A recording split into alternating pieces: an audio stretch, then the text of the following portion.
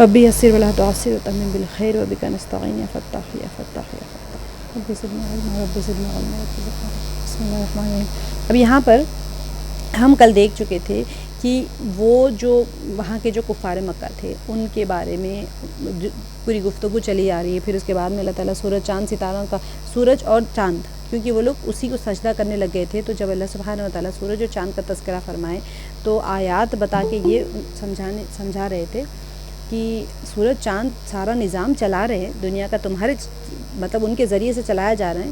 اس کا مطلب یہ نہیں کہ تم سورج چاند کی عبادت کرنا شروع کر دو، لیکن یہ دیکھو کہ سورج چاند اتنے بڑے نظام کے اندر سارے ایکٹیویٹیز ہو رہے ہیں، تو پھر ان کے بنانے والا کون ہے؟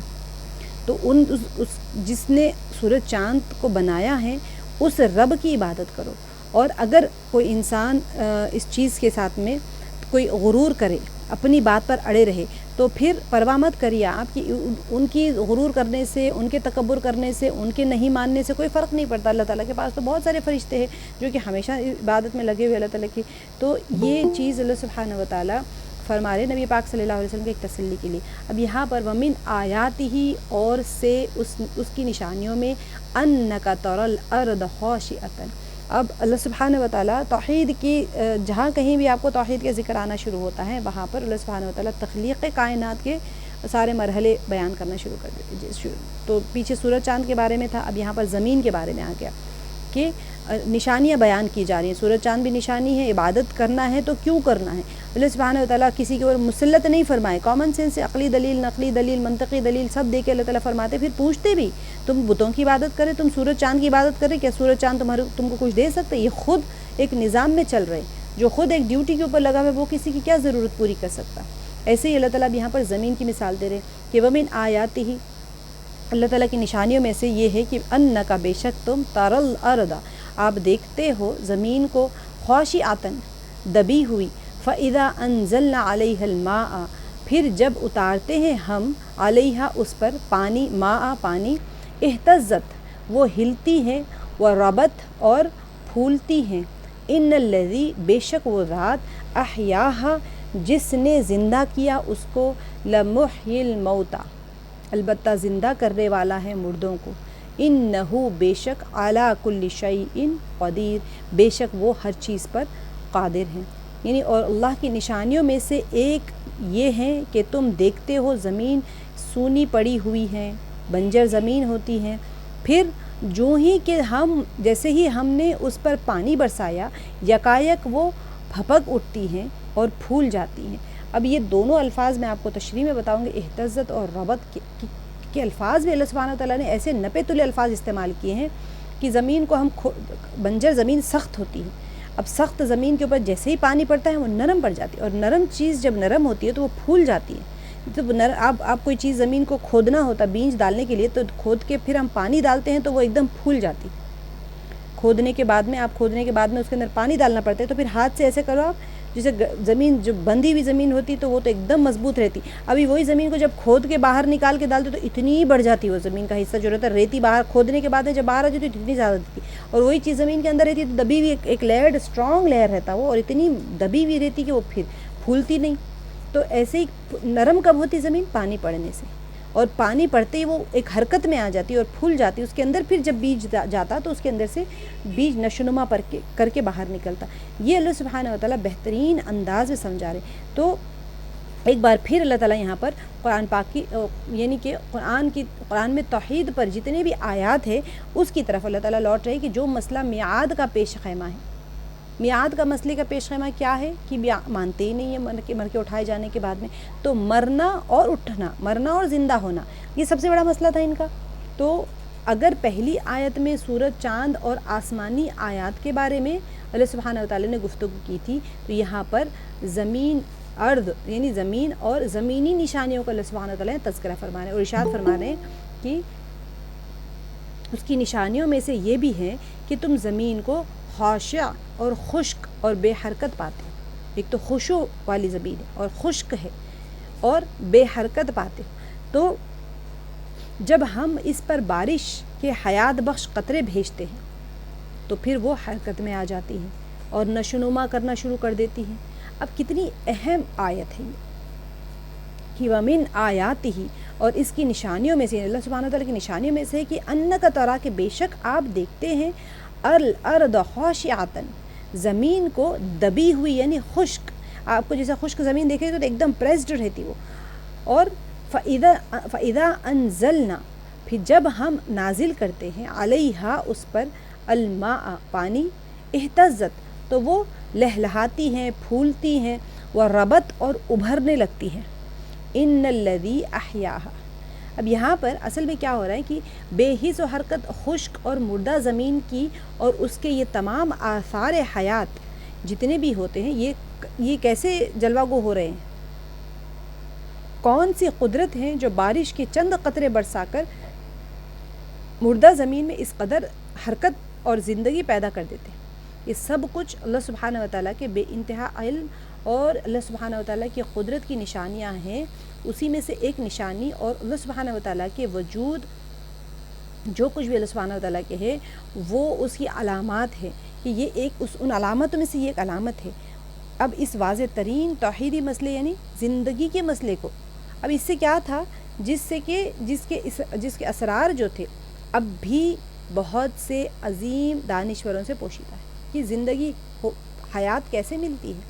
آج بھی آپ بیج ڈالیں، سب بیج میں سے کمپلے پھوٹنا ضروری نہیں ہے، جسے اللہ سبحانہ تعالیٰ نے بتا دیا تھا کہ تمہارا کام ہے صرف نطفہ ڈالنا رحم میں، کیا تم اولاد پیدا کرتے ہو اس سے؟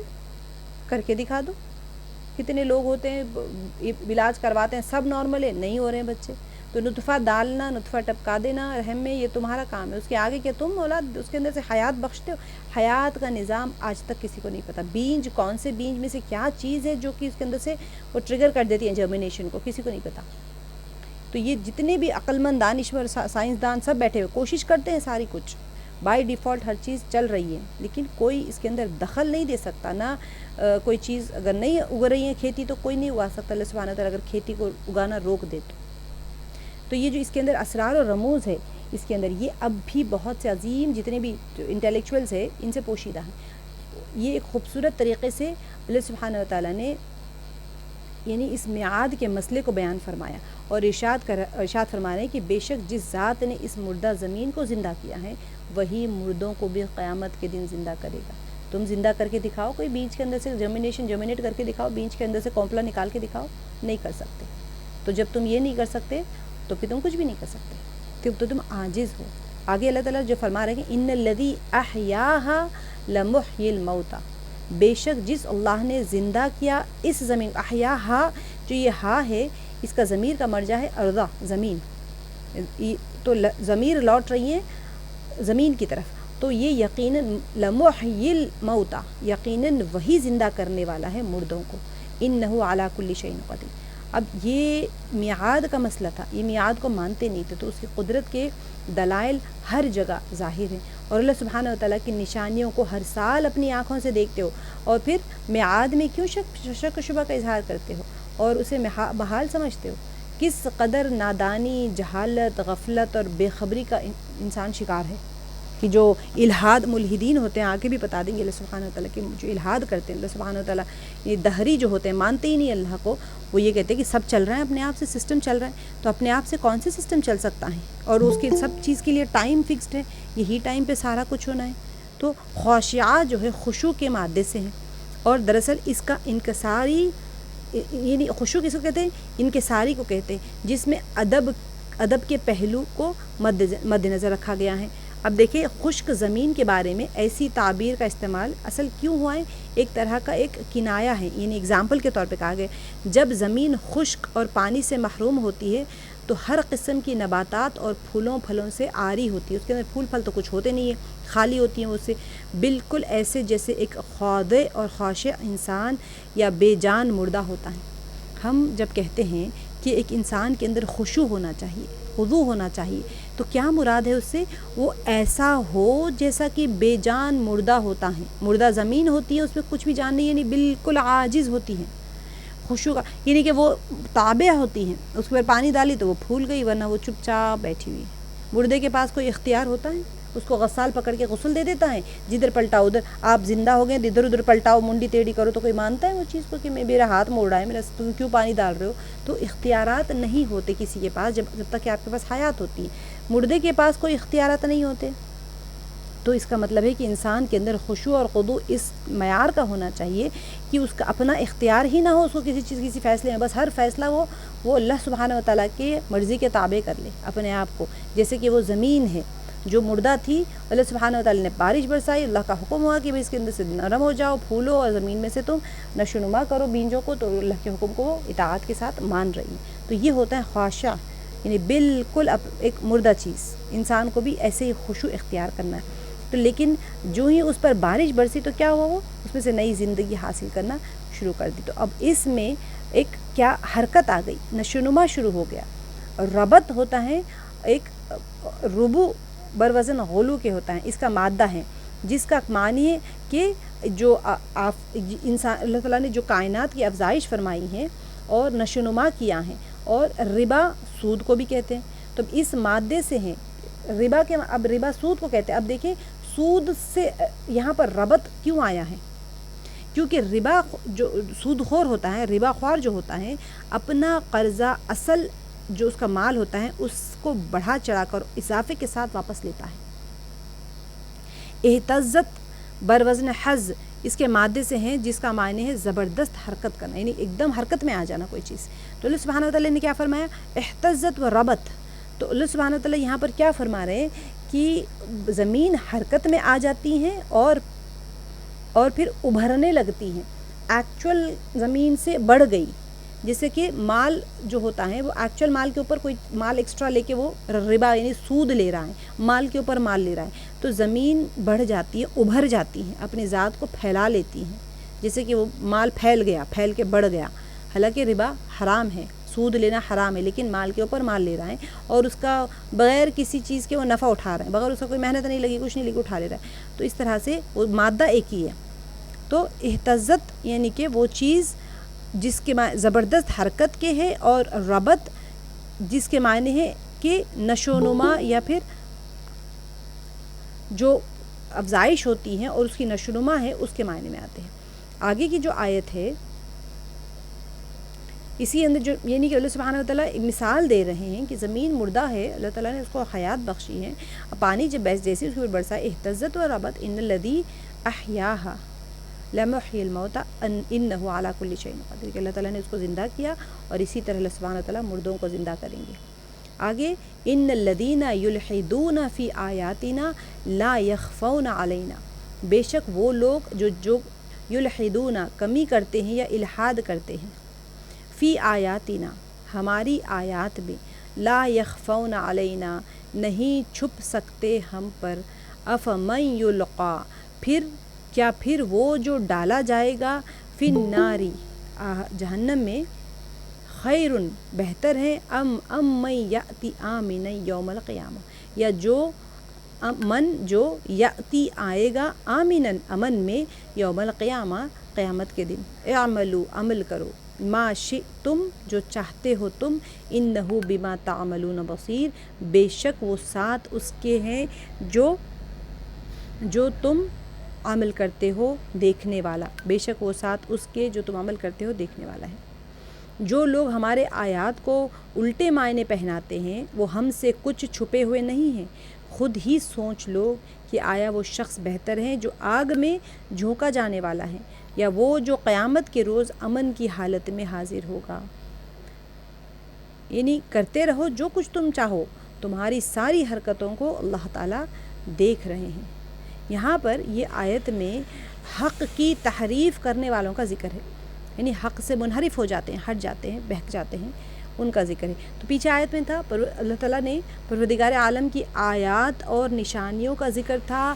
اب ان آیات میں ان لوگوں کو اللہ تعالیٰ تنبیہ فرما رہے ہیں جو آیات توحید کی تحریف کرتے ہیں، انکار بھی کرتے ہیں، ترد و بدل بھی کر دیتے ہیں، سارا تحریف کرتے رہتے ہیں اور لوگوں کو غافل اور گمراہ کرتے ہیں. اللہ تعالیٰ فرماتے ہیں جو لوگ کہ ہماری آیات میں تحریف کرتے ہیں وہ ہم سے چھپ نہیں سکتے. ان الذین یلحدون الحاد کرنا، تحریف کرنا، ٹھیک ہے، کجروی کرتے ہیں یا کجروی کرنا. تو بے شک وہ لوگ جو الحاد کرتے ہیں تو تحریف کرتے ہیں یا پھر کجروی کرتے ہیں، فی آیاتنا ہماری آیات میں، لا یخفون علینا نہیں وہ مخفی رہتے ہم پر، یعنی وہ ہم سے چھپ نہیں سکیں گے۔ ہو سکتا ہے وہ لوگوں کو مغالطے میں ڈال دیتے ہوں، اور یہ بھی ممکن ہے کہ وہ اپنی یعنی یہ ان کی بدعمالیوں پر پردہ ڈالتے ہوئے خود کو لوگوں کی نگاہوں سے چھپا لیتے ہوں، لیکن ہم سے تو اپنا ایک تھوڑا سا عمل بھی نہیں چھپا سکتے۔ خود منحرف ہیں، یعنی انحراف کرتے ہیں، اور دوسروں کو بھی بھٹکاتے ہیں، جیسے کہ مکے والے تھے۔ اب یہی سوچتا ہے بندہ جب گناہ کرتا ہے، اللہ تعالیٰ کو کیا پتہ چلے گا میں کر رہا ہوں، کسی کو جائے کونے میں جاتے ہیں بھٹکا دیتے ہیں، تم کیوں کر رہے ہو، مت کرو، تو غلط بات ہے، غلط عمل ہے، ان کی کتاب کو نہ سنو اور ان کی آیات کو نہ سنو، یہ سارا کچھ کر کے آ گئے۔ یلحدون جو ہے الحاد کے مادے سے ہے، اصل میں لحد جو ہوتا ہے، لحد بروزن احد سے لیا گیا ہے، اور لحد اس گڑھے کو کہتے ہیں جو قبر کے اندر ایک طرف مردے کو سلانے کے لیے بنایا جاتا ہے۔ آپ کو پتہ ہے لحدی بھی ہوتی ہیں، شقی بھی ہوتی ہیں، قبریں دو ٹائپ کی ہوتی ہیں، اب تو لحدی قبریں بن بھی نہیں رہی ہیں۔ لحد جو ہوتا ہے ایک چھوٹا سا وہ بنا دیتے ہیں، محراب کی طرح بناتے ہیں کارنر میں، تو وہاں پر مردے کو ڈھکل دیتے ہیں آہستہ سے۔ تو پھر کیا تھا کہ قبر کے اندر ایک طرف مردے کو سلانے کے لیے بنایا جاتا ہے، لہٰذا اب کیا ہوتا ہے، ہر اس کام کو الحاد کہا جانے لگا جو میانہ روی سے نکل کر افراط اور تفرید کا شکار ہو جائے۔ اب اصل تو گڑا تھا، اس میں سے سائڈ ہو گئے، تو بعد میں الحاد کس کے لیے کام آنے لگا، ایک آپ کا میانہ روی یعنی سیدھا راستہ ہے، ادھر افراط میں چلے گئے یا تفرید، یعنی زیادہ کر گئے یا کم کر گئے۔ جیسے کہ یہودی تھے، انہوں نے بالکل ہی دین کو چھوڑ دیا تھا، اور نصرانی تھے، وہ اتنا زیادہ عیسیٰ علیہ السلام کو ماننے لگے کہ اللہ کا بیٹا بنا دیا، یا بلکہ اللہ ہی بنا دیا۔ تو افراط اور تفرید، کمی اور زیادتی کی شکار نہ ہو جائیں۔ تو شرک، بت پرستی، کفر اور بے دینی کو بھی اسی وجہ سے الحاد کہا جاتا ہے۔ ملحد جو ہوتا ہے وہ دین سے باہر نکل جانے والا، تو افراط اور تفرید کی وجہ سے جب انسان بہت زیادہ کوئی کام کرنے لگے، بہت بالکل کٹ کر دے، تو وہ میانہ روی کو اختیار نہیں کرتا، اپنے اصل راستے سے ہٹ جاتا ہے۔ تو آیات الہی میں الحاد سے مراد توحید اور میعاد کے دلائل میں وسوسے ڈالنا ہے۔ اب اس آیت میں کیا مراد ہے، یہ نہیں ہے کہ آپ انکار کر رہے ہیں دین سے، اصل یہ مراد ہے کہ توحید اور میعاد کے دلائل میں وسوسے ڈالنا۔ وہ میں نے جیسے آپ کو بتایا تھا، اللہ کو تو مانتے تھے مشرکین مکہ، لیکن توحید کے اور میعاد کے قائل نہیں تھے، مانتے ہی نہیں تھے، مر کے اٹھائے جانے کو بھی نہیں مانتے تھے، اور توحید کو بھی، اللہ ایک ہے نہیں مانتے تھے، اللہ ہے اور اللہ الہ ہے، لیکن اللہ اکیلے نہیں ہے، اللہ تعالیٰ کے بہت سارے ارباب ہیں، ان کے فرشتے جو ہے ملائکہ اللہ کی بیٹیاں ہیں جو سارے کاموں کو سنبھالے ہوئے ہیں۔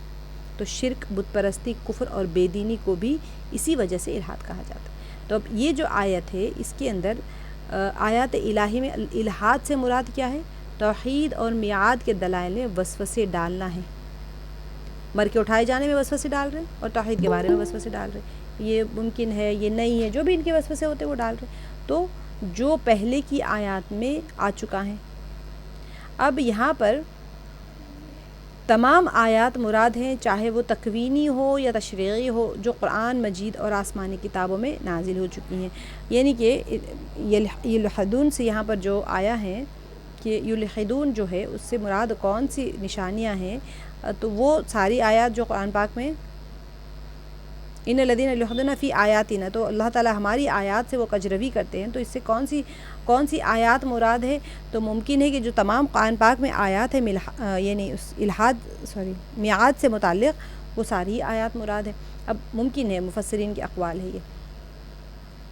قرآن مجید ان تمام چیزوں کو اسی سلسلے میں گفتگو میں ایک واضح کیا کرتے ہیں، اللہ سبحانہ وتعالی ہر جگہ کمپیئر کرتے ہیں، اور کمپیئر کر کے اس کے ساتھ میں اللہ تعالیٰ بیان فرماتے ہیں کہ آیا جو کچھ آگ میں، یعنی جو شخص آگ میں ڈالا جائے وہ بہتر ہے، یا جو بروز قیامت ایمان کے زیر سایہ نہایت امن اور اطمینان کے ساتھ میں عرصے محشر، یعنی وہاں پر محشر میں قدم رکھے۔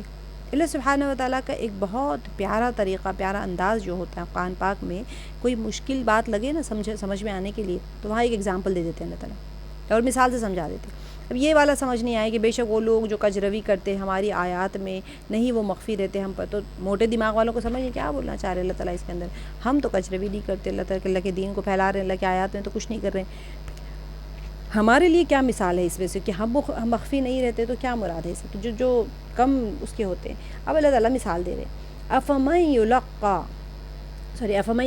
فی النار، تو بھلا کیا جو آگ میں ڈالا جائے وہ بہتر ہے، یلقا فی النار خیر ام من یأتی آمنا یوم القیامہ، یا جو قیامت کے دن امن کے ساتھ آئے وہ بہتر ہے۔ اللہ سبحانہ و تعالیٰ اب یہاں پر ایک مثال دے رہے ہیں کہ کیا وہ بہتر ہے جو آگ میں ڈالا جائے یا پھر امن میں رہے قیامت کے روز۔ جن لوگوں نے شک اور فساد کی آگ بھڑکا کر لوگوں کے ایمان کو جلا کر ختم کر دیا، تو اس دن انہیں خود کو بھی لقمہ آتش بننا ہوگا، کیونکہ لوگوں کا جو ایمان ہے اس میں تو آپ خواہ کے فساد مچا کے ان کے ایمان کو خراب کر رہے ہیں۔ جب تم لوگوں کے ایمان کو آگ لگاؤ گے تو پھر تمہارا تو بچنا مشکل ہے، تو پھر قیامت میں بھی تمہیں بھی لقمہ آتش کا اجل بننا پڑے گا۔ اب وہاں پر جن لوگوں نے ایمان کے زیر سائے عالم بشریت کے لیے امن اور امان کا ماحول مہیا کیا تھا، ایک انسان ہے دین کا کام کر رہا ہے، خود بھی دین پہ چل رہا ہے، دوسروں کے لیے بھی دین کی دعوت دے رہے ہیں، آسانی کے راستے کھول رہے ہیں، تو انہیں قیامت کے دن بھی انتہائی اطمینان اور سکون کا ماحول میسر ہونا چاہیے۔ تو کیا اس دن ہمارے اعمال جسمانی صورت اختیار نہیں کر لیں گے؟ انسان کے جو اعمال ہے جسم سے صادر ہوئے وہ سارے صورت اختیار کر لیں گے نا۔ تو اگرچہ بعض مفسرین نے آیت کے اس حصے کا مصداق ابو جہل اور ان کے مقابل جتنے بھی لوگ تھے، جناب حمزہ رضی اللہ عنہ اور جناب عمار یاسر کو قرار دیا ہے، یعنی کہ ملحد کے بارے میں، یعنی جو جہنم میں جائے گا اور جو جنت کے سائے میں رہے گا، اس سے کون لوگ مراد ہے؟ تو بعض مفسرین نے کہا ہے کہ اس سے مراد ابو جہل، جہنم میں جانے والا ابو جہل ہوگا، اور ان کے مقابلے میں حمزہ رضی اللہ عنہ اور عمار یاسر رضی اللہ عنہ وہ لوگ مؤمن ہوں گے جو کہ جنت کے سائے میں ہوں گے۔ لیکن ظاہر ہے کہ یہ صرف اس مصداق کی تطبیق نہیں ہے۔ آپ کو میں نے بتایا تھا شان نزول جب ہوتا ہے تو صرف ایک ہی نہیں ہوتا، بہت سارے واقعات ایک ساتھ درپیش آ رہے ہوتے ہیں، تو ممکن ہے کہ اس سے بھی ہو جائے۔ اب یہاں پر یہ بات بھی ایک توجہ کے لیے ہے کہ جنہوں کے جہنمیوں کے بارے میں کیسا لفظ ہے، القاء کا لفظ استعمال کیا گیا ہے، جو اس بات کی دلیل ہے کہ انہیں وہاں پر از خود کوئی اختیار حاصل نہیں ہو۔ القاء کرنا یعنی ڈالنا ہے نا، تو کسی کو ڈالا جائے تو اس کو اختیار ہوگا، تم اٹھایا اور جہنم میں ڈال دیا۔ جیسے آپ اللہ تعالیٰ ہمارے دل میں القاء کرتے ہیں خیر کی بات کو، القاء کرنا یعنی آپ کا اس پہ اختیار نہیں ہے، آپ کے دل میں ڈالی گئی وہ بات۔ اب یہاں پر القاء جہنمیوں کے لیے اللہ تعالیٰ نے الفاظ بھی ایسے استعمال کیے ہیں کہ القاء کہا ہے۔ اب یہاں پر یہ جو آیت ہے افمن یلقا فی النار خیر، افمن یلقا جو بھلا کیا جو آگ میں ڈالا جائے وہ بہتر ہے، ام من یأتی آمنا یوم القیامت، یا پھر کہ جو قیامت کے دن امن کے ساتھ آئے وہ بہتر ہے۔ اب دیکھیں یہاں پر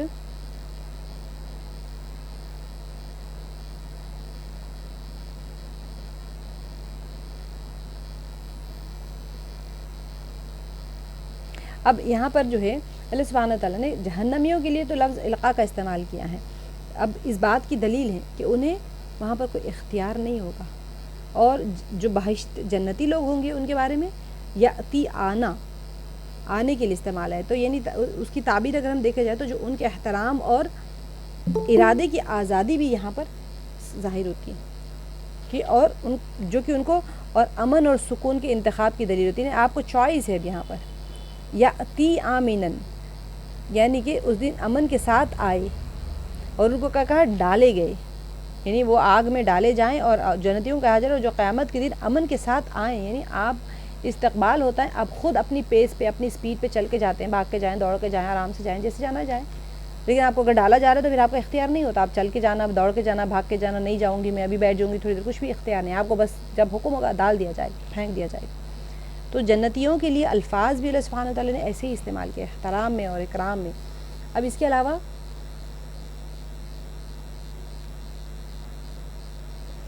علاوہ دوزخ کے مقابلے میں بہشت کو ہونا چاہیے، جس میں اس عذاب سے امان ہوگی جو کہ دوزخ میں موجود ہوگا۔ ایک انسان دوزخ میں ڈالا جایا، اب یہاں پر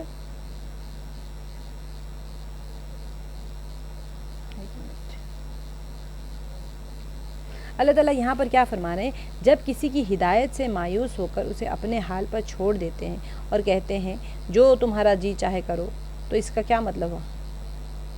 ایسے نہیں ہے کہ اس کو یہ کہا جا رہا ہے کہ اب تمہیں اختیار دے دیا گیا ہے، تمہیں جی چاہے جو کرنا ہے کر لو، لیکن تمہیں معلوم ہونا چاہیے کہ اللہ تمہارے اعمال دیکھ رہا ہے، انہ بما تعملون بصیر۔ یہ جب کہا جاتا ہے تو اس کا مطلب یہ ہوتا ہے کہ انسان کو اختیار نہیں ہے۔ جب کہا جاتا ہے نا، بچے کو کہتے ہیں چلو ٹھیک ہے کر لو جو کرنا ہے کر لو، امی کہتے ہیں نا مہمان آؤ تو بچے بہت تنگ کرتے ہیں، تبھی کہتے ہیں ٹھیک ہے بیٹا کر لو، اتنا اچھا مسکراتے، بچے کو پتہ چل جاتا ہے اس کے بعد میں میری شامت ہے۔ اگر بچہ نہیں سمجھا پھر بھی شرارت کر رہا ہے تو ویسے ہی اس کی پٹائی لگنے والی ہوتی ہے۔ یہاں پر اختیار نہیں دے دیا امی نے کہ اعملوا ما شئتم، کہ تم جو چاہے کرو، لیکن اب یہاں پر ان کو جو کہا جا رہا ہے اعملوا ما شئتم انہ بما تعملون بصیر، تم عمل کرو جو تم چاہو، کہ بے شک وہ اس کو جو تم کرتے ہو خوب دیکھنے والا ہے۔ بچہ کمرے میں جا کے شرارت کرتا ہے اور سوچتا ہے امی نہیں دیکھ رہے ہیں، آپ وہیں ہال میں بیٹھ کے دیں گے جو کرنا ہے کرو بیٹا مجھے پتہ ہے سب تم کیا کر رہے ہو۔ ہم ایک بشر ہو کے بچے کی حرکت کو پہچان سکتے ہیں صرف اندازے سے۔ اللہ سبحانہ وتعالی عالم الغیب ہے، اللہ تعالیٰ نے تو کائنات بنائی ہے، ہماری تخلیق کی ہے، ہمارے نصیب لکھی، ہم کیا اگلے لمحے ہم کیا سوچ سکتے ہیں وہ بھی اللہ کو پتہ ہے۔ اور بندہ جو ہوتا ہے وہ اللہ سبحانہ وتعالیٰ کی ذات سے ہی ایسا بیٹھا ہوتا ہے کہ جیسے اللہ کو کوئی پتہ ہی نہیں کہ میں کیا کر رہا ہوں، میرا تو معاملہ یہ میں اپنے، یہ جو انسان گمراہ ہونے کا جو راستہ کھولتا ہے نا شیطان، وہ یہیں سے شروع کرتا ہے۔ یہ تو خیر آیت کفار مکہ کے لیے جو وہ کرتے تھے، اور وہ یہ سوچتے تھے کہ اللہ کو کیسے پتہ چلے گا۔ اللہ سبحانہ وتعالیٰ ہمیں ایسے پیارے انداز میں تربیت فرما رہے ہوتے ہیں، اللہ تعالیٰ ہمیں واقع میں ان آیات سے سیکھنے والا بنائے۔ حوامیم کے ختم ہونے تک انشاءاللہ آپ سب کے یقین کا معیار ضرور بڑھ جائے گا۔ دین کیا ہے، اسلام کیا ہے، اللہ کے ساتھ میں بندے کا تعلق کیسا ہونا چاہیے، اللہ تعالیٰ نے جو سٹیجز بتائے ہیں، کیسی پیارے انداز میں تربیت فرمائی۔ جیسے ہم نے کل دیکھا تھا کہ کوئی گناہ اور نیکی کا کام برابر نہیں ہو سکتا، اور آپ کیا کریں، گناہوں کو نیکیوں کے ساتھ میں اس کا بدل کریں، ادفع دور کریں گناہ کے کاموں کو نیکیوں کے ساتھ میں۔ یعنی کوئی آپ کو تنگ بھی کر رہا ہے تو آپ اس کے ساتھ نیکی کا معاملہ کریں، اس کے بعد میں وہ بندہ ایسا ہو جائے گا جیسا کہ ایک آپ کا گرم جوش دوست ہوتا ہے، اگر ایسا اس کے دل کی حالت نہ بدلے تب بھی وہ بظاہر تو آپ کے ساتھ میں گرم جوشی کے ساتھ میں رہے گا۔ تو یہ سارے اصول سکھا رہے ہیں اللہ سبحانہ وتعالیٰ ہمیں کہ کیسے انسان کو دین کا کام کرنا چاہیے، کیسے اس کو رسپونڈ کرنا چاہیے، ساری چیزیں یہاں پر بھی اس آیت میں بھی یہی اللہ تعالیٰ سکھا رہے ہیں کہ دیکھو جو گناہ گار ہوگا اس کا، اور جو انسان جو الحاد کرنے والا ہے وہ ہماری آیتوں کا الحاد کر رہے ہیں تو کیا ہوگا، لا یخفون علینا، آپ ان سے وہ نہ کریں، ڈرے نہیں، بس ان کو کرنے دو جو کرنا ہے۔ اللہ تعالیٰ مثال بھی بتا رہے ہیں کہ وہ بندہ جو جہنم میں پھینک دیا جائے وہ، اور جو جنت میں لے جایا جائے، آئیے جنت جو آئے گا جنت میں امن کے ساتھ میں، کیا وہ دونوں برابر ہو سکتے ہیں؟ نہیں ہو سکتے۔ تب جو کرنا ہے تم کرتے رہو، ٹھیک ہے، اب تم جو کرنا ہے کرو، بس اللہ تعالیٰ ہر چیز جاننے والے اور دیکھنے والے۔ اس کا مطلب یہ ہے کہ اب کر لو، دنیا میں تمہیں ڈھیل دی جا رہی ہے۔ تو آگے کی آیت میں ان الذین کفروا بالذکر لما جاءہم، بے شک وہ لوگ جنہوں نے کفر کیا نصیحت کے ساتھ جب وہ آئی ان کے پاس، لما جاءہم وَإِنَّهُ لَكِتَابٌ عزیز، اور بے شک وہ البتہ ایک کتاب ہے زبردست۔ یہ وہ لوگ ہیں جن کے سامنے کلام نصیحت آیا تو انہوں نے اسے ماننے سے انکار کر دیا، مگر حقیقت یہ ہے کہ یہ ایک زبردست کتاب ہے۔ اب یہاں پر اللہ سبحانہ وتعالیٰ قرآن پاک کی حقانیت کو ثابت فرما رہے ہیں۔ پیچھے توحید کے سارے مرحلے بیان کیے گئے تھے، تو یہ امر ان کی آزادی عمل یا کسی کام کی ضرور اس کے اوپر نہیں کہا گیا۔ اب یہاں پر قرآن جو ہے، یہاں پر قرآن پر ذکر کا اطلاق اس لیے کیا گیا ہے کیونکہ یہ انسان کو ہر چیز سے پہلے بیدار کرتا ہے اور اسے یاد دلاتا ہے، اور جن حقائق کو انسان نے اجمالی طور پر اللہ تعالیٰ یعنی اللہ تعالیٰ کی طرف سے اس کی فطرت سمجھتا ہے۔ فطرت انسان کی من جانب اللہ ہوتی ہے، آپ فطرت نہیں بنا سکتے، انسان فطرت پہ ہی پیدا ہوتا ہے۔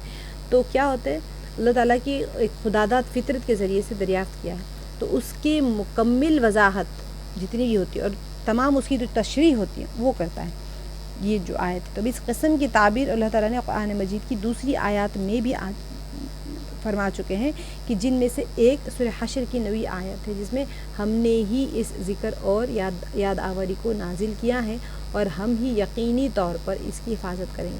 قرآن پاک ذکر ہے، اللہ کی یاد ہے، اللہ کی طرف سے نصیحت ہے۔ تو پیچھے میعاد کا مسئلہ حل ہونے کے بعد میں قرآن پاک کی حقانیت کے اوپر اللہ تعالیٰ یہاں پر بیان فرما رہے ہیں کہ جو لوگ اس ذکر اور خدا کی یاد دلانے والی چیز یعنی قرآن مجید کو اپنے پاس آ جانے کے بعد کافر ہو گئے وہ ہم سے چھپ نہیں پائیں گے. ان الذین کفروا بالذکر لما جاءہم وانہ لکتاب عزیز، اور بے شک وہ یقیناً ایک بلند مرتبہ کتاب ہے. اب یہ ایسی کتاب ہے جس کی مثال لانا کسی کے بس کی بات نہیں ہے، اور نہ ہی اس پر کوئی مطلب غالب آ سکتا ہے. انسان کو اس پر غالب نہیں آ سکتا، اور یہ ایک ایسی بے نظیر کتاب ہے جس کی ایک لاجیکل سولوشن ہے یہ ہر پرابلم کے لیے.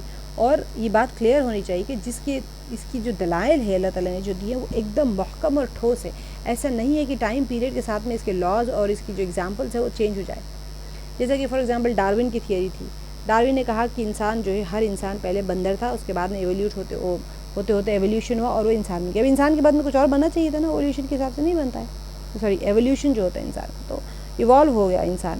اب وہ کہتا ہے کہ پہلے جو زرافی تھا وہ زرافی بڑا پتہ نہیں چھوٹی گردن والا کچھ ایسے ہی تھا، لیکن اونچے پتے کھاتے کھاتے اس کے اندر ایولیوشن ہوا اور وہ ایوالو ہو کے اتنی لمبی اس کی گردن بن گئی. یہ اس کی اپنی ایک تھیولوجی ہوتی تھی، بعد میں جا کے سب نے اسے کہا کہ اس کی فیل ہے ڈاروینزم. تو لیکن قرآن پاک میں جو ٹھوس اور محکم دلائل ہیں وہ کبھی بھی فیل ہونے والے نہیں. اس کی تعبیر میں ربط اور گہرائی ہے. کون سے سورہ کے ساتھ میں کون سی آیت ربط کرتی ہیں، یہ سورہ پیچھے سوروں کے ساتھ میں کیسے ربط کرتا ہے، یہ ساری چیزیں جو ہے اس کے اندر ایک دم ٹھوس اور محکم ہے اور بہت ہی گہری کتاب ہے. اور اس کی جو تعلیمات ہے اور جو اصول ہے یہ ایسے ہے کہ کسی بھی زمانے میں چینج نہیں ہوتے، اور اس جیسا کوئی لا ہی نہیں سکتا. زمین کے اوپر کوئی انسان اس کی حقیقی ضروریات سے جو مطلب قرآن پاک سے جو جڑ جائے وہ انسان کی حقیقی ضروریات بن جاتی ہے. اس کے اندر جو چیزیں ڈسکس کی گئی ہیں، جو ایگزامپلس دیے گئے ہیں، جو مثالیں ہیں فیوچر کے بارے میں، سائنس کے بارے میں، ٹیکنالوجی کے بارے میں، کوئی بھی ایک لفظ یہ نہیں کہہ سکتا کہ تمہارے قرآن میں یہ بات غلط ہے. انسان تو قرآن پاک کی آیتوں کو پڑھ پڑھ کے لوگ سائنٹسٹ ریسرچ کر رہے ہیں.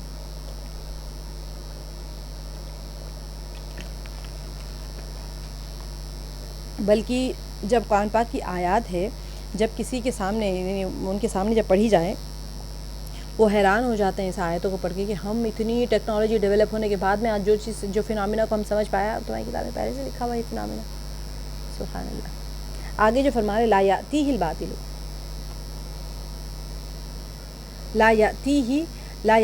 الباطل من بین یدیہ ولا من خلفہ، نہیں آ سکتا اس پر اس کو باطل سے سامنے اس کے سامنے سے اور نہ سے اس کے پیچھے. لا یاتیہ نہیں آ سکتا اس پر الباطل باطل من بین یدیہ سامنے سے یعنی اس بندے کے سامنے سے، ولا من خلفہ اور اس کے پیچھے سے. تنزیل من حکیم حمید کہ نازل کردہ ہیں سے حکیم حکمت والے حمید تعریف والے کی طرف سے. یعنی باطل نہ سامنے سے اس پر آ سکتا ہے نہ پیچھے سے. یہ ایک حکیم اور حمید کی نازل کردہ چیز ہے.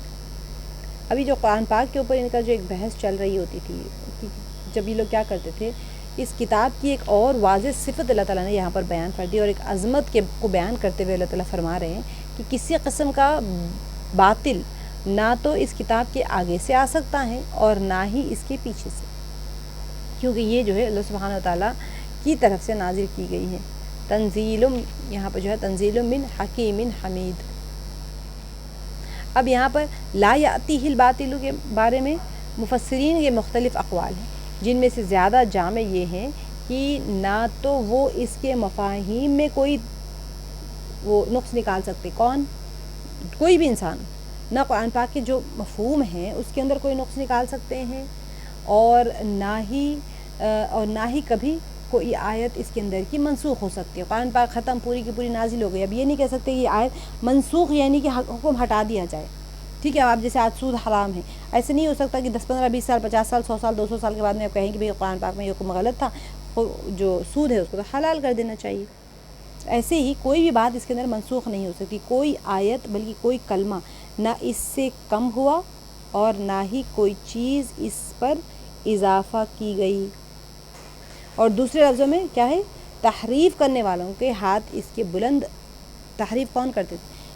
جو یہودی تھے اپنی کتابوں میں تحریف کر لیتے تھے، جو ان کی مرضی ہے وہ حساب سے کر لیتے تھے. لیکن یہ کتاب کا اعجاز یہ ہے کہ یہ کتاب کو کوئی کچھ نہیں کر سکتا، تحریف نہیں کر سکتا کوئی بھی اس کا.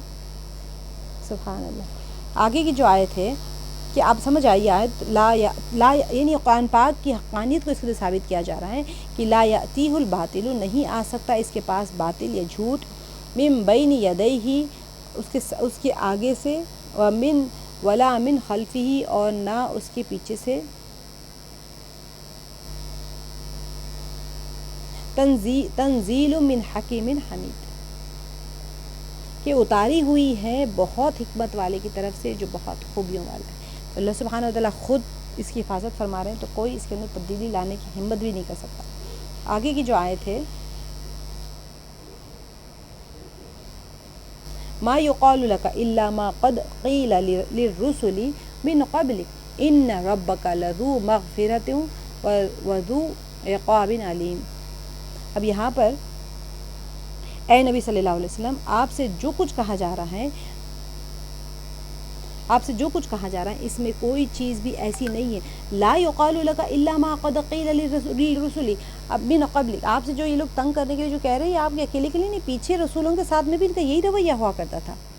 ان ربک لذو مغفرۃ وذو عقاب علیم، کہ یہاں پر جو فرمایا جا رہا ہے کہ بے شک آپ کا رب بڑا درگزر کرنے والا ہے اور اس کے ساتھ بڑی دردناک سزا دینے والا. اللہ سبحانہ و تعالیٰ ایسے نہیں کرے کہ میں خالی تم کو معاف کر دوں گا، جو کرنا ہے کر لو، پھر دیکھیں گے تم تو ایمان والے ہو. یہ نہیں. اللہ سبحانہ و تعالیٰ فرما رہے ہیں کہ انسان جو ہے، آپ سے پہلے جو نبی آئے تھے ان کے ساتھ میں بھی یہی ہوتا تھا، ان کا یہی ہردرمی ہوتی تھی، وہ ایمان لانے والے نہیں ہوتے ہیں یوزولی، اسی لیے تنگ کرتے ہیں. اب کفار مکہ جو ہے دین اسلام اور خود نبی پاک صلی اللہ علیہ وسلم کے ساتھ میں زبردست مقابلے کا آغاز کر چکے تھے، اور گزشتہ آیات میں توحید کے دلائل تھے اور ان کے الحاد اور ان کے کفر اور آیات الہی کی تکذیب کی خبر تھی. اب یہاں پر یہ جو آیت ہے، اس میں پہلی آیت میں نبی پاک صلی اللہ علیہ وسلم کی تسلی کی خاطر اور ان دوسرے مسلمانوں کو استقامت اور ایک استقامت کا درس دینے کے لیے اللہ سبحانہ و تعالیٰ نے نازل فرمائی ہے کہ یہ جنہیں دشمن کے زبردست دباؤ کا سامنا تھا. اب وہ جو مکے والے تھے بیچارے تیسرے اور چوتھی نبوی دور میں چل رہے تھے، اتنا زبردست ان کو مخالفت ہر طرف سے، جان کے لالے پڑے ہوئے. ابھی ایک آیت اتری، پتہ نہیں ہم عمل کر بھی پائیں گے یا نہیں کر پائیں گے، کہ بھی دوسری وہاں سے آ جائے گی اور پھر ہم پریشانی میں پھنس جائیں گے. تو ایسی حالت میں جب کہ جان بچنا مشکل ہے، ایمان دین کی تبلیغ کیسے کریں گے؟ جان بچنا مشکل ہے وہاں پر، کہ پتہ چل جائے تو وہ قتل کر رہے ہیں تلواروں سے لے کے، مطلب وہ لوگ اتنا.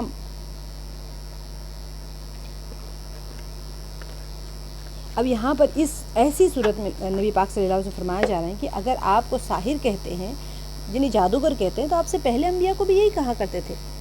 اگر آپ کو نعوذ باللہ جھوٹا کہتے ہیں تو وہ بھی اس تہمت سے محفوظ نہیں تھے. تو خلاصہ کلام کیا ہے کہ یہ نہ تو آپ کی طرف سے توحید اور دین حق کی طرف دعوت کوئی نئی بات نہیں ہے. آپ جو کہہ رہے ہیں وہ کوئی نہیں، یہ مخالفت تو ہمیشہ چلتی آئی. اسی لیے جب وہ کہتے تھے آگے مکے والے کہ ہمیں کوئی معجزہ دکھا دو، تو پھر اللہ تعالیٰ فرما دیتے تھے یہ تو پہلے سے بھی ایسے ہی پوچھتے ہیں، کچھ معجزے دکھا، نہیں ماننے والا مانے گا ہی نہیں. تو ان کی طرف تہمت اور تکذیب ہمیشہ سے چلتی آ رہی تھی. لہٰذا آپ استقامت سے اپنے فریضہ کو انجام دیجیے اور ان کی باتوں کو ہرگز پرواہ نہ کیجیے. اب یہاں پر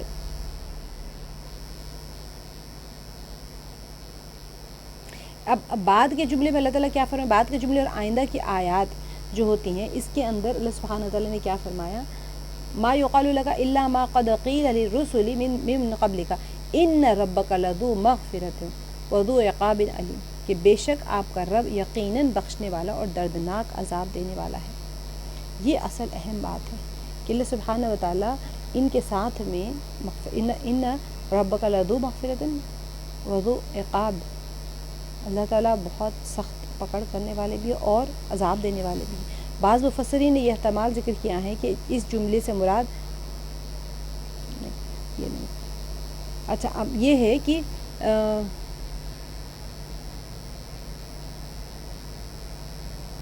آیت کے آخری میں فرمایا بے شک آپ کا پروردگار بخشش اور دردناک سزا کا مالک ہے۔ رحمت اور بخشش ان لوگوں کے لیے ہے جو قرآن کو تسلیم کرتے ہیں، آگے کی آیت میں آئے گا، اور دردناک عذاب ان کے لیے ہیں جو جھٹلاتے رہتے ہیں اللہ تعالیٰ کے نبیوں کو، یعنی آپ صلی اللہ علیہ وسلم کو، اور مخالفت پر کمر بستہ ہو جاتے ہیں۔ اور حقیقت میں یہ جملے مؤمنین کے لیے خوشخبری اور تشویش اور ایک شوق دلانے والی چیز ہے، اور کافروں کے لیے تنبیہ اور دھمکی ہے۔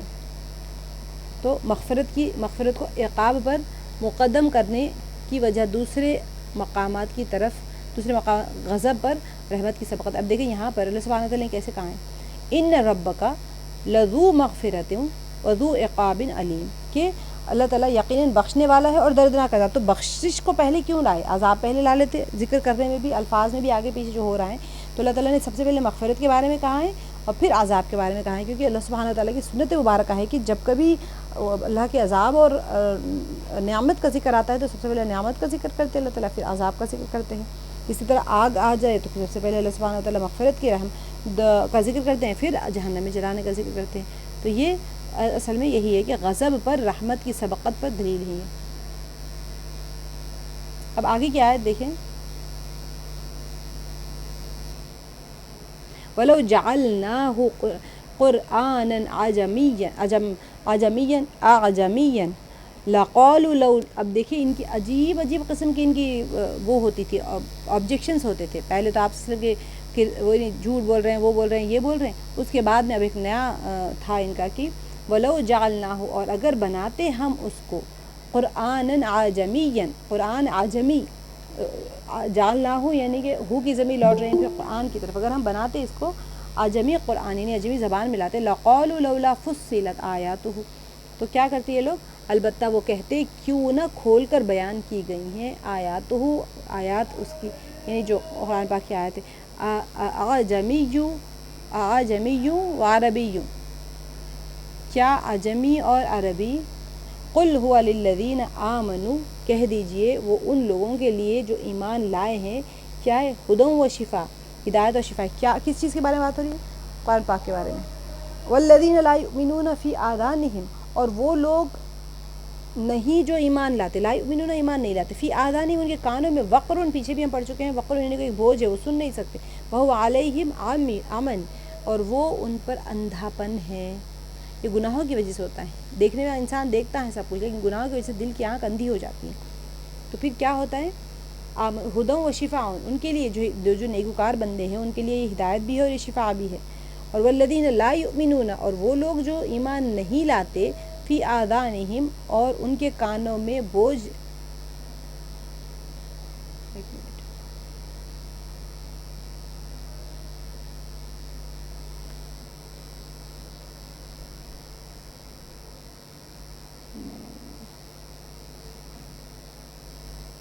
والذین لا یؤمنون فی آذانہم وقر وہو علیہم عمی، تو ان کے کانوں میں بوجھ ہیں اور وہ ان پر اندھاپن ہے۔ اولئک ینادون فی مکان بعید، تو یہی لوگ وہ پکارے جاتے ہیں من مقام بعید، یعنی دور کی جگہ سے۔ اب دیکھیں اس کا میں آپ کو تفسیر میں بتاتی ہوں، تھوڑا سا آپ کو آیت سننے میں لگے گا کہ تھوڑا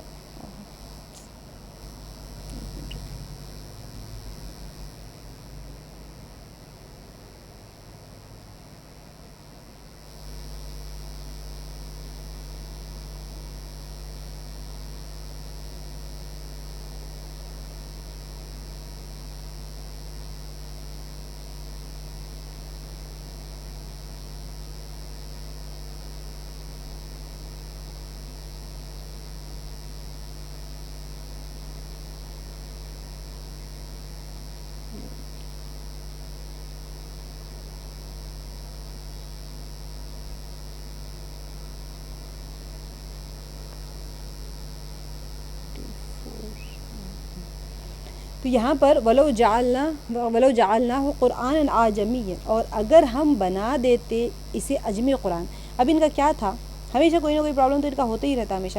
اب یہ آیت میں ان لوگوں کا کیا تھا، ان متعصب اور ضدی مزاج لوگوں کے ایک عجیب و غریب بہانوں میں کہ اس کے متعلق اللہ تعالیٰ جو گفتگو فرما رہے تھے وہ، اور وہ یہ ہیں کہ وہ کہتے تھے یہ یعنی آیت میں وہ کہتے تھے کہ قرآن اعجمی زبان، اعجمی ہوتا ہے وہ ایسی زبان، عربی اور اجمی، وہ لوگ اجمیوں کو کہتے ہیں یہ لوگ کہ ان کی زبان ہی نہیں ہوتی، ان کو سمجھ ہی نہیں آتا، جانکار نہیں ہے ان کا، اور ان کے ایسے اس طرح کا اجمی، ہم سب اجمی ہیں، اور عربی وہ جو لینڈ آف عربز میں آ جاتے ہیں، ان کا جو حصہ رہتا تھا پہلے زمانے کا. اب تو خیر سعودی عرب کو ہی عربی کہتے ہیں، باقی بہت بڑا ایریا تھا جس کے اندر ایران وغیرہ کو وہ اجمی کہتے تھے، اور باقی ان کا ایک ایریا تھا اس کو عربی کہتے تھے. تو اب قرآن اجمی زبان میں کیوں نازل نہیں ہوا؟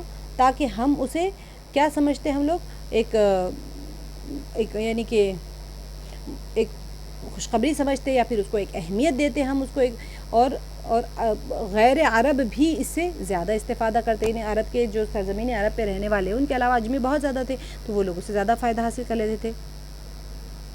تو زیادہ ہم اس کو اہمیت دیتے تھے، اور عرب کے علاوہ دوسرے لوگ بھی اس کو مان لیتے تھے. تو بظاہر ان کا مقصد کیا تھا؟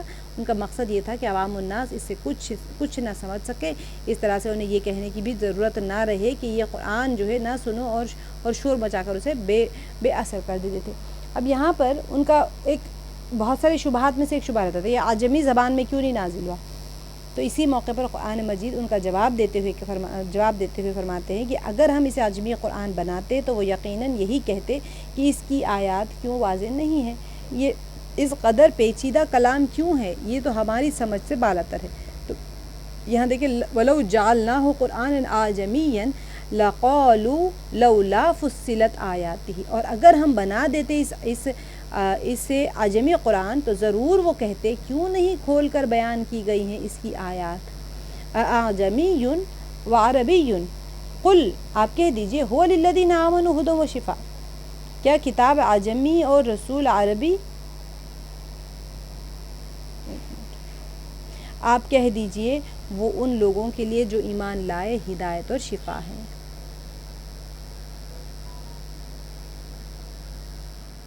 تو ان کے بہت سارے ریفرنسز پہ یہ بھی رہتا تھا، یہ قرآن اجمی ہوتی تو اجمی بھی بہت مان لیتے تھے اور سارا کچھ. تو خلاصہ کلام یہ ہے کہ وہ دل کے ایسے بیمار ہیں کہ جو بھی منصوبہ بنایا جاتا اور جو بھی پروگرام ان کے مرتب کیا جاتا یا پھر سامنے ترتیب وار ان کے سامنے رکھا جاتا، وہ اس پر اعتراض کرتے اور طرح طرح کے بہانے بناتے. اگر عربی ہو تو صحرا اور عربی ہو تو جادوگر ہیں کہتے، اگر اجمی ہو تو اپنی سمجھ سے بالاتر ہے کہہ دیتے کہ ہمیں سمجھ نہیں آ رہا. اگر عربی اور اجمی زبانوں سے مل کر بنا ہوتا تو پھر اسے غیر موضوع کہہ دیتے کہ بھئی یہ موضوع نہیں یہاں، کیونکہ وہ لوگ عربی جو ہوتے تھے وہ اجمیوں کو بالکل ہی عزت نہیں دیتے تھے. پھر قرآن مجید نبی پاک صلی اللہ علیہ وسلم خطاب کرتے ہوئے کہتا ہے آپ کہہ دیجئے کہ یہ آسمانی کتاب ان لوگوں کے لیے ہدایت اور شفا کا سبب ہے جو ایمان لا چکے ہیں، باقی کے لیے تو قل هو للذین آمنوا، آپ کہہ دیجئے وہ ان لوگوں کے لیے جو ایمان لائے ہیں کیا ہے، ہدی و شفا، ہدایت و شفا ہے. آپ لوگ سو گئے کیا؟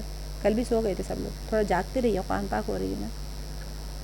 اور یہ بھی کہتے ہیں کہ یہ عجیب بات ہے کہ قرآن عجمی اور پیغمبر عربی ہے، عجمی و عربی. اب ان کا جو کہنا ہوتا تھا ان کے کیا عجمی و عربی، کیا یہ کتاب عجمی اور رسول عربی ہے؟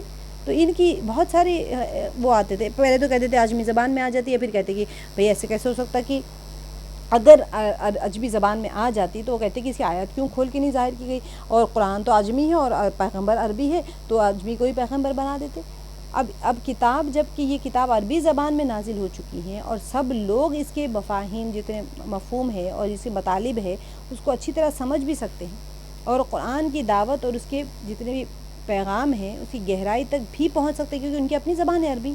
اب کیا کریں گے؟ پھر بھی وہ زور زور سے کہتے ہیں کہ اس قرآن کو مت سنو، اور خوب شور مچا مچا کر کہتے، روکنے کی کوشش کرتے، سیٹیاں بجاتے، سارا کچھ وہاں پر کر کے لوگوں کو وہاں سے سننے سے ہٹا دیتے. تو یہ ان کا سب سے بڑا پرابلم ہوا کرتا تھا. تو اب پھر قرآن مجید نبی پاک صلی اللہ علیہ وسلم کو مخاطب ہو کے کہہ رہے ہیں کہ یہ لوگ جو ہے یہ تو قرآن ان کے لیے ہدایت و شفا ہے جو ایمان لائے، اور جو لوگ ایمان نہیں لاتے ان کے کانوں میں بہرا پن ہے اور اسے وہ سمجھ نہیں پاتے. والذین لا یؤمنون، یہ جو کہا جا رہا ہے والذین لا یؤمنون فی آذانہم، ان کے کانوں میں وقر، ان کے ڈانٹ ہے، ان کے کانوں میں بہرا پن ہے، بوجھ ہے ان کے کانوں میں، وہو علیہم عامن، اور وہ ان کے حق میں اندھا ہونے کا باعث ہے. تو دل کی اس سے سن ہی نہیں سکتے وہ لوگ، ان کے کان جو ظاہری کان تو مراد نہیں ہوتے یہاں پر، تو یعنی کہ نابینا ہونے کی وجہ سے اسے نہیں دیکھتے اور دل کے اوپر ڈانٹ رہنے کی وجہ سے وہ سن بھی نہیں سکتے. تو یہ بالکل ان لوگوں کی طرح ہیں جنہیں دور سے پکارتے ہو. اولائکا، اب دور سے پکارنے والا نہ تو سن سکتا ہے نہ پھر اس کے دیکھ سکتا ہے. اولائکا ینادون من مکان بعید، یہ وہ لوگ ہیں جو گویا پکارے جاتے ہیں دو جگہ، یعنی دور جگہ سے. بہت دور سے صرف کیا کرے گا بندہ، دیکھنے کے لیے اشارہ بھی نہیں دیکھ سکتا، سننے کے لیے کان بھی نہیں کام کرتا. تو سامنے بیٹھ کے بھی بولو تو ایسے لگے گا کہ ان کے دور سے ہی بول رہے ہو، نہ کچھ بھی نہیں اس کو مطلب نہ سننے کی برابر. اللہ تعالیٰ نے کہہ دیا کہ سامنے رہ کے اگر اس کا دل زنگالود ہے تو پھر وہ کانوں میں وقر ہے اور خود اندھے ہے تو پھر وہ کیا دیکھیں گے. تو اسی وجہ سے راہ ڈھونڈنے اور منزل مقصود تک پہنچنے کے لیے صرف نور ہی کافی نہیں ہوتا، چشم بینا کی بھی ضرورت ہوتی ہے. اسی سے تعلیم حاصل کرنے کے لیے صرف صاحب علم اور فصیح مبلغ کا وجود ہی کافی نہیں ہوتا، سننے والے کان بھی اشد ضرورت ہوتے ہیں. اللہ تعالیٰ نے تو قرآن پاک بھیج دی، اب اللہ تعالیٰ نے قرآن پاک بھیج دیے، پھر بھی لوگ اس کو قرآن پاک کے آیات پڑھ، لیکن سننے والے کان بھی تو چاہیے نا. تو اسی وجہ سے یہ آیت میں بتایا جا رہے ہیں کہ آپ لوگ ماشاءاللہ بیٹھ کے جسے سن رہے ہیں، اب اگر میں بولتی رہوں اور آپ لوگ سو جائیں، اللہ نہ کرے سو گئے تھے، کل تو بہت لوگ بول رہے تھے سو گئے تھے ہمیں نیند آ رہی ہے، سکینہ نازل ہو رہی ہے. تو اولئک ینادون، وہ ایسے ہی گویا کہ بہت دور سے پکارے جاتے ہیں، نہ تو وہ سن سکتے ہیں نہ تو وہ دیکھ سکتے ہیں. اوہ 12:05 ہو گئے، چلیں اس کو روک لیتے ہیں تاکہ میں دوسری کلاس کے کنیکشنز لگا لوں.